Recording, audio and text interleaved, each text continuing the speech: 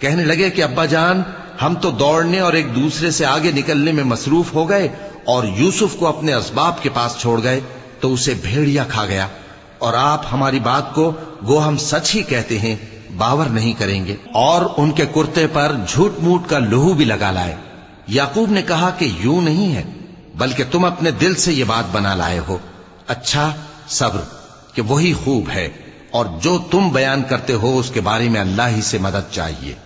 اور اب اللہ کی شان دیکھو کہ اس کنویں کے قریب ایک قافلہ آوارد ہوا اور انہوں نے پانی کے لیے اپنا سقا بھیجا، تو اس نے کنویں میں ڈول لٹکایا، یوسف اس سے لٹک گئے۔ وہ بولا، زہے قسمت، یہ تو ایک لڑکا ہے، اور اس کو قیمتی سرمایہ سمجھ کر چھپا لیا۔